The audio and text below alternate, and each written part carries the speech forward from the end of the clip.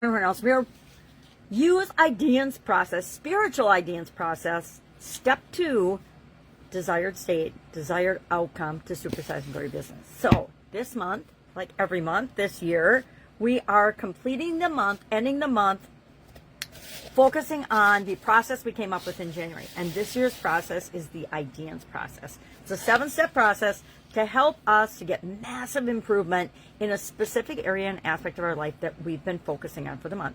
This month it's been spiritual health and well-being. So yesterday we came up with and described the current situation, what it is that we either want to improve spiritually for our business or that we want to set a goal to achieve by the end of this year. And I said mine is my connection with Source, my higher power, which applies both to me personally and to my businesses. How can our businesses be more in tune with the energy of all that is to serve the people that we're here to serve better and make the world a better place at the same time? I'm like, if we're not in business to make the world a better place and to solve problems for people and to help people out, then what the heck are we in business for? So, just my opinion. Today's topic is desired state. What is it that we want? Yesterday, we said, okay, here's what is. We wouldn't have selected this area if it was already exactly like we wanted it to be, right? So by the end of this year, how are we going to go from where we are to where we want to be with respect to this area of our spiritual health and well-being? Well, first we have to know what that, I like to add the 5 senses, looks like, tastes like, sounds like, feels like. I forgot one. There's one. Sounds like, I don't remember. Anyway, it's 5 senses, right? The 5 main senses. If we tie those into our visualizations, if we tie those into the considerations we have, we're more likely to visualize more clearly and focus on the desired state that we want. So today what we're going to do is, just like yesterday, we wrote a paragraph or so about what is the current situation. Today we're going to write a paragraph or so, or bullet points. I like bullet points. I like to write my sentence, this is what I want, this is my desired state, and then bullet points of what that looks like, sounds like, feels like, tastes like, etc. for me. So, obviously, there's a sentence I'm missing. Tastes like, doesn't taste. Anyway.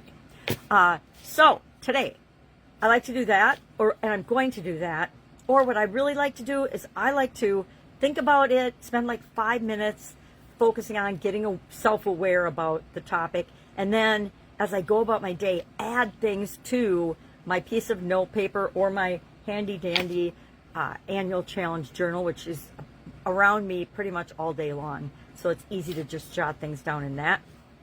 Or just on a scrap of paper or something so that I capture that and I don't lose that. I don't know about you, but there's a lot going on in my life all the time. So if I don't write things down, and I learned this actually as a kid. I thought I learned it as an adult, but I was sharing on a platform that I'm on now that, no, it was actually when I was a kid I learned to do this. So, very powerful. And actually my dad always encouraged us to write down write down our goals, write down things. If our life's worth living, it's really worth documenting, especially with respect to our businesses. Why? Heaven forbid, what if something were to happen to you? Or how do you make sure that your legacy continues? By writing stuff down and documenting it and keeping track of it.